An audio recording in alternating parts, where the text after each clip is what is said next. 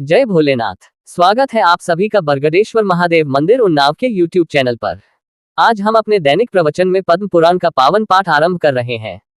हमारा उद्देश्य है कि 18 पुराणों का ज्ञान हम रोजाना आप तक वीडियो के माध्यम से पहुंचाते रहें। हर दिन शाम 5 बजे नई वीडियो और शाम 6:30 बजे लाइव आरती दर्शन भी अवश्य देखें। चलिए भक्तिपूर्ण यात्रा की ओर बढ़ते हैं। जय भोलेनाथ। ओम श्री परमात्मने नमः। संक्षिप्त पद्म पुराण सृष्टिखंड ग्रंथ का उपक्रम तथा इसके स्वरूप का परिचय। अध्याय 1। स्वच्छ चंद्रावदातम करिकर्मकृक्षुभ संजात फेन ब्रह्मोधति प्रसक्तव्रतनियम पर सेवित विप्रमुख्य ओकाराल कृतेन त्रिभुवन गुरुना ब्रह्मणा दृष्टिपूत संभोगा भोगरम्यम जलम शुभैर पौष्कर न पुनातु।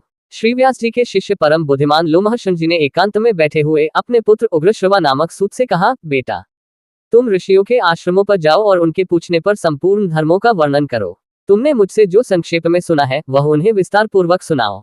मैंने महर्षि वेदव्यास जी के मुख से समस्त पुराणों का ज्ञान प्राप्त किया है और वह सब तुम्हें बता दिया है, अतः अब मुनियों के समक्ष तुम उसका विस्तार के साथ वर्णन करो। प्रयाग में कुछ महर्षियों ने, जो उत्तम कुलों में उत्पन्न हुए थे, साक्षात भगवान से प्रश्न किया था। वे यज्ञ करने के योग्य किसी पावन प्रदेश को जानना चाहते थे। भगवान नारायण ही सबके हितैषी हैं। वे धर्मानुष्ठान की इच्छा रखने वाले उन महर्षियों के पूछने पर बोले, मुनिव्रो, ये सामने जो चक्र दिखाई दे रहा है, इसकी कहीं तुलना नहीं है। इसकी नाभि सुंदर और स्वरूप दिव्य है। ये सत्य की ओर जाने वाला है। इसकी गति सुंदर एवं कल्याणमयी है। तुम लोग सावधान होकर नियम पूर्वक इसके पीछे पीछे जाओ। तुम्हें अपने लिए हितकारी स्थान की प्राप्ति होगी। ये धर्म में चक्र यहाँ से जा रहा है। जाते जाते जिस स्थान पर इसकी नेमी जीर्ण शीर्ण होकर गिर पड़े, उसी को पुण्यमय प्रदेश समझना। उन सभी महर्षियों से ऐसा कहकर भगवान अंतर्धान हो गए और वह धर्म चक्र नैमिषारण्य के गंगावर्त नामक स्थान पर गिरा। तब ऋषियों ने निमि शीर्ण होने के कारण उस स्थान का नाम नैमिष रखा और नैमिषारण्य में दीर्घकाल तक चालू रहने वाले यज्ञों का अनुष्ठान आरंभ कर दिया। वहीं तुम भी जाओ और ऋषियों के पूछने पर उनके धर्म विषयक संशयों का निवारण करो। तदनंतर ज्ञानी उग्रश्रवा पिता की आज्ञा मानकर उन मुनीश्वरों के पास गए तथा उनके चरण पकड़कर हाथ जोड़कर उन्होंने प्रणाम किया। सूत जी बड़े बुद्धिमान थे। उन्होंने अपनी नम्रता और प्रणाम आदि के द्वारा महर्षियों को संतुष्ट किया। वे यज्ञ में भाग लेने वाले महर्षि भी सदस्यों से बहुत प्रसन्न हुए तथा सबने एकत्रित होकर सूत जी का यथायोग्य आदर सत्कार किया। ऋषि बोले, देवताओं के समान तेजस्वी सूत जी, आप कैसे और किस देश से यहाँ आए हैं? अपने आने का कारण बतलाइए। सूत जी ने कहा, महर्षियों, मेरे बुद्धिमान पिता व्यास शिष्य लोमहर्षण जी ने मुझे यह आज्ञा दी है कि तुम मुनियों के पास जाकर उनकी सेवा में रहो और वे जो कुछ पूछें उसे बताओ। आप लोग मेरे पूज्य हैं। बताइए, मैं कौन सी कथा कहूँ? पुराण, इतिहास अथवा भिन्न भिन्न प्रकार के धर्म जो आज्ञा दीजिए वही सुनाऊं। सूत जी का यह मधुर वचन सुनकर वे श्रेष्ठ महर्षि बहुत प्रसन्न हुए। अत्यंत विश्वसनीय विद्वान लोमहर्षण पुत्र उग्रश्रवा को उपस्थित देख उनके हृदय में पुराण सुनने की इच्छा जागृत हुई। उस यज्ञ में यजमान थे महर्षि शौनक, जो संपूर्ण शास्त्रों के विशेषज्ञ, मेधावी तथा वेद के विज्ञानमय आरण्यक भाग के आचार्य थे। वे सब महर्षियों के साथ श्रद्धा का आश्रय लेकर धर्म सुनने की इच्छा से बोले। शौनक ने कहा, महाबुद्धिमान सूत जी, आपने इतिहास और पुराणों का ज्ञान प्राप्त करने के लिए ब्रह्मज्ञानियों में श्रेष्ठ भगवान व्यास जी की भलीभांति व आराधना की है। उनकी पुराण विषयक श्रेष्ठ बुद्धि से आपने अच्छी तरह लाभ उठाया है। महामते, यहाँ जो ये श्रेष्ठ ब्राह्मण विराजमान है, इनका मन पुराणों में लग है रहा है। ये पुराण सुनना चाहते हैं, अतः आप इन्हें पुराण के सुनाने की ही कृपा करें। ये सभी श्रोता जो यहाँ एकत्रित हुए हैं बहुत ही श्रेष्ठ हैं। भिन्न भिन्न गोत्रों में इनका जन्म हुआ है। ये वेदवादी ब्राह्मण अपने अपने सवंश का पौराणिक वर्णन सुने। इस दीर्घकालीन यज्ञ के अपूर्ण होने तक आप मुनियों को पुराण सुनाइए। महाप्राज्ञ, आप इन सब लोगों से पद्म पुराण की कथा कहिए। उत्पत्ति कैसे हुई, उससे ब्रह्मा जी का आविर्भाव किस प्रकार हुआ तथा कमल से प्रकट हुए ब्रह्मा जी ने किस तरह जगत की सृष्टि की, ये सब बातें इन्हें बताइए।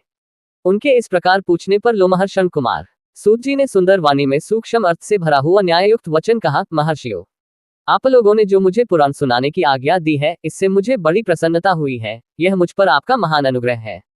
संपूर्ण धर्मों के पालन में लगे रहने वाले पुराणवेता विद्वानों ने जिनकी भलीभांति व्याख्या की है, उन पुराणोक्त विषयों को मैंने जैसा सुना है उसी रूप में वह सब आपको सुनाऊंगा।